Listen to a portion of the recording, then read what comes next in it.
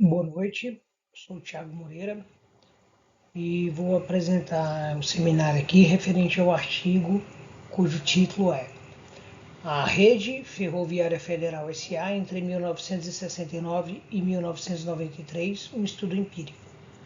Esse estudo é de Francisco Gildemir Ferreira da Silva, Marcelo Vinal de Prado e Carlos Fernando Nascimento e foi publicado na revista Soldebras em fevereiro de 2018. O objetivo do estudo é, sobretudo, identificar em que período houve quebra de eficiência e, se houve essa quebra, apontar o período e as causas desta mudança de comportamento da eficiência da empresa Rede Ferroviária Federal S.A. Então, eles querem, na verdade, analisar a eficiência produtiva da Rede Ferroviária Federal. Os autores fazem um breve histórico do sistema ferroviário brasileiro. As primeiras iniciativas nacionais para a construção de ferrovias data de 1828. Importa saber que, ao longo de aproximadamente 100 anos, foram construídos pela iniciativa privada cerca de 38 mil quilômetros de ferrovias. Todas essas ferrovias, quando em 1957 foi criado a Rede Ferroviária Federal S.A., acabaram sendo incorporadas pela RFF-SA.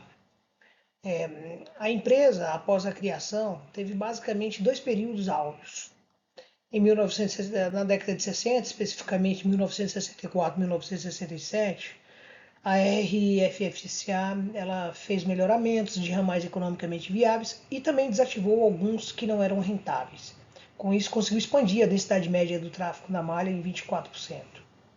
Na década de 70 também ela passou por um processo de modernização e em alguns momentos conseguiu ampliar sua produção em 56%. Mas na década de 80, a Rede Ferroviária Federal ela passou a competir, passou a ter uma competição entre transporte de cargas e de pessoas, sobretudo transporte de carga. Passou a ter uma competição de transporte de trem e caminhão. E o transporte rodoviário, portanto, acabou obtendo muito mais benefícios, incentivos, e isso sobrecarregou a RFFSA.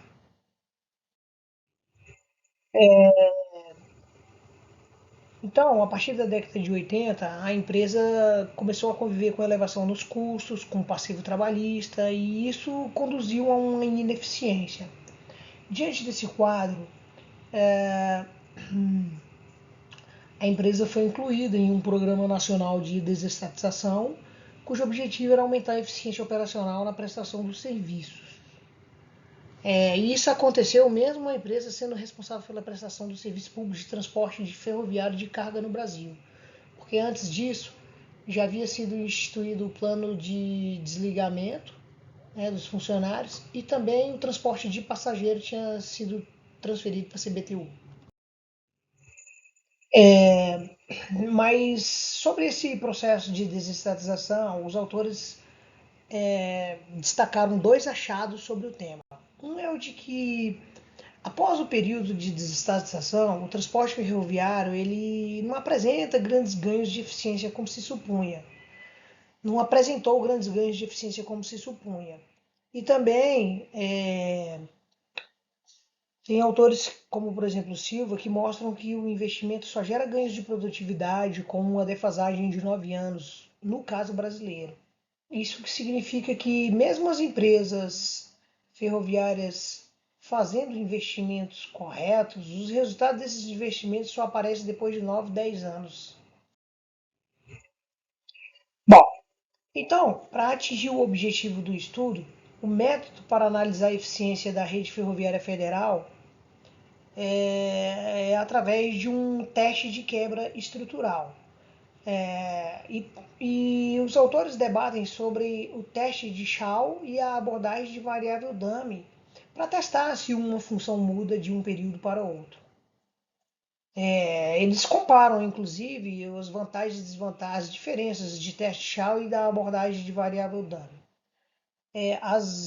Basicamente, o teste Shaw ele é formado por duas equações. Você precisa de vários testes para cada regressão, são duas regressões basicamente. Enfim, os autores acabam elegendo o teste Shao para fazer a análise de quebra estrutural.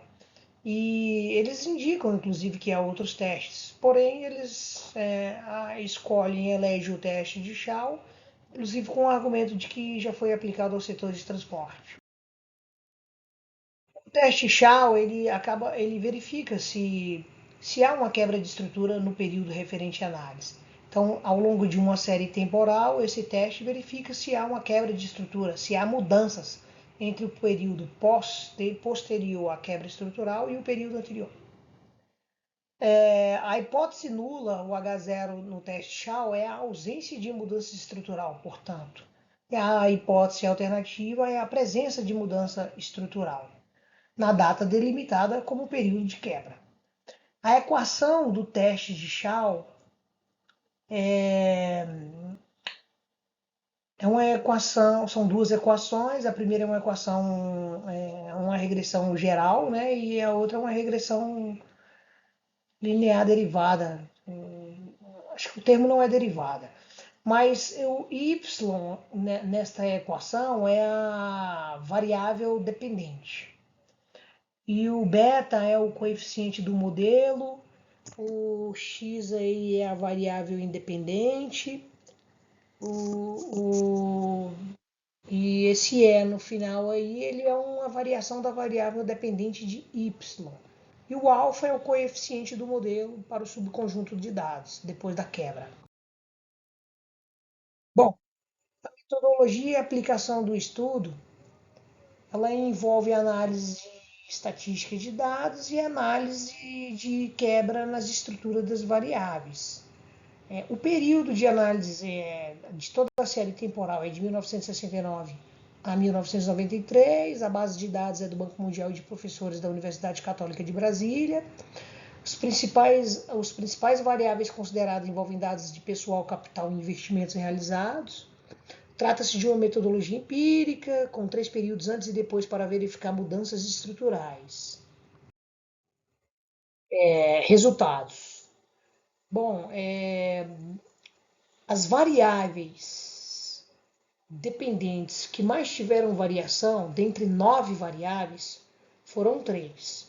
Uma é a variável dependente investimento, que sofreu redução significativa. Outra são as variáveis relacionadas a trabalhadores administrativos e trabalhadores não administrativos, que sofreram aumento.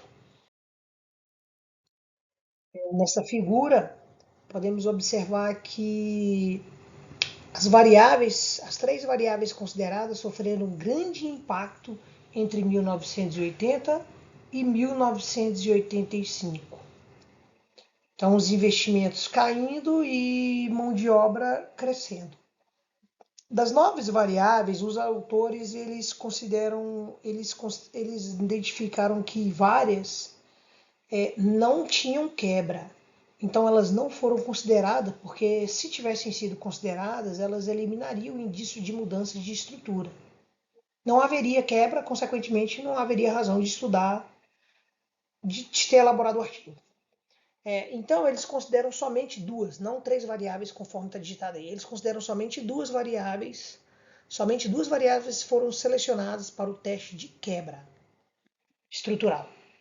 E eles elegeram como data da quebra estrutural o ano de 1984. Basicamente porque foi um ano do início da queda de série histórica na variável dependente investimento. São gráficos de correlogramas, eles indicam que se trata que a correlação entre as variáveis dependentes, as duas, mão de obra administrativa e investimento, são a correlação entre elas, e também que são séries estacionárias. Entre as defasagens aí, os lags, o variável dependente investimento vai descendo significativamente em direção a zero, o que corrobora que se trata de uma série estacionária, de uma série temporal estacionária, e que pode ser modelada através de modelos autorregressivos. Então, os autores também estimaram os parâmetros da regressão linear de modo a comprovar que a quebra estrutural que aconteceu em 1984, isto é, as mudanças a partir dessa quebra, são estatisticamente significantes. Então, os autores, com esses dados, conseguem comprovar que a quebra, as mudanças, são estatisticamente significantes. Veja, por exemplo, o valor de investimento abaixo de 0,05. Quanto ao teste, o teste de Shao, que é o objetivo final, aplicar esse tipo de teste, basicamente eles identificam que há diferença significativa entre os subconjuntos de dados pós-quebra em relação aos dados anteriores da série temporal.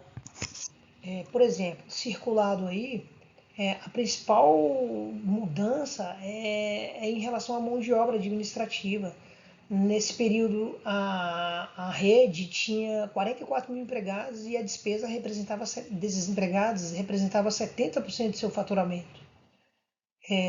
Então, em amarelo, dá para perceber aí que há diferença significativa nos dados pós-quebra referente aos dados anterior à quebra, de modo que a hipótese nula é rejeitada. Não, os períodos não são similares, tem diferenças significativas. Conclui que o trabalho apresenta uma metodologia para avaliar possíveis desestruturas em movimentos de variáveis chaves de empresas públicas. Os resultados apresentados indicam também que a rede ferroviária federal modificou sua produção após 1984. Eles também acreditam que há vários fatores exógenos a se estudar para poder compreender a causalidade e estabelecer quais mudanças causaram a ineficiência. E por fim, eles supõem que os fatores que resultaram na queda da produção surgiram de 5 anos antes da quebra identificada, de 1977 a 84. Não tenho muitas observações para fazer, porém eu fiquei com uma dúvida sobre o que causou a ineficiência na rede ferroviária federal. Porque na conclusão do artigo não fica muito claro quais são o que causa a ineficiência da rede. Porém, no resumo, deixa claro que a ineficiência da rede ferroviária federal se deve sobretudo à redução em investimento e ao aumento da contratação de mão de obra. Então, professor, desculpa talvez a minha limitação de conhecimentos na área de economia e de economia de transportes. Então, se eu não entendi errado, parece haver uma contradição do que foi afirmado no resumo e do que está na conclusão. Basicamente é isso, obrigado e uma boa noite.